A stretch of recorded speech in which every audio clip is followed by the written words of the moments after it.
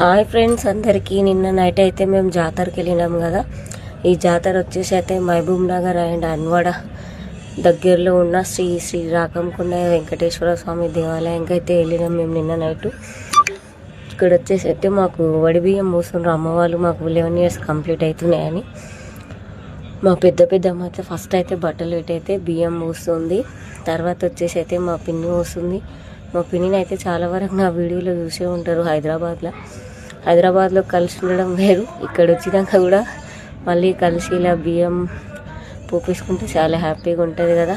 అమ్మ అయితే పోయరాదు కాబట్టి అక్కడ బయట పక్కలో కూర్చొని అయితే చూస్తుంది అందరు ఎవరు ఎట్లా వస్తున్నారని. ఇక్కడ వచ్చేసి అయితే మా చిన్నపిన్ని నీట నా వీడియోలో చాలా చూసి ఉంటారు. చిన్నపిన్ని ఇట్లా వచ్చి అయితే బియ్యం పోస్తుంది. ఏంది ఒడి బియ్యం అంటే పసుపు లేదు అందులో తెల్ల బియ్యం పోస్తుంది అనుకుంటున్నా. అమ్మ వాళ్ళు అయితే ఇక్కడ వెంకటేశ్వర స్వామి టెంపుల్ దగ్గర బియ్యం పోస్తే పసుపు కలిపి అయితే పోయారంట. అందుకే బియ్యం అండ్ కొబ్బరి గిన్నెలు తమలపాకులు అవైతే పెట్టి వడినిస్తుండ్రు. ఇక్కడ వచ్చేసి అయితే మా పెద్ద ఆడపడుచు మా పెద్ద పిన్నిని ఇట్లా పిలిచినాం. జాతర ఎప్పుడు చూడలేదు రా, మేము ఇట్లా బియ్యం పోసుకుంటాం వస్తే బాగుంటుందని అయితే వచ్చింది మా పిన్ని. ఇలా అందరం కలిసి అయితే జాతరలో మస్తు ఎంజాయ్ చేసినాం. మా చిన్న సిస్టర్ అయితే రాలేదు, రేపు వస్తా పిల్లలకు జ్వరం వచ్చిందని అయితే రాలేదు. మా 2 చెల్లెలు అయితే వీడియో తీస్తుంది.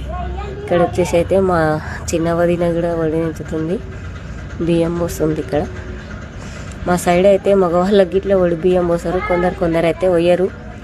ఇక్కడ మా నారంపేట్ సంప్రదాయం అయితే ఇది. ఇక్కడ సైడ్ వడినించుతారు. మరి మీ సైడ్ కూడా ఎలా చేస్తారు? ఒడి బియ్యం అయితే వడించడం అయితే కంప్లీట్ అయ్యింది. తర్వాత అయితే ఇంకా నేను కూడా మొక్కాలే కదా.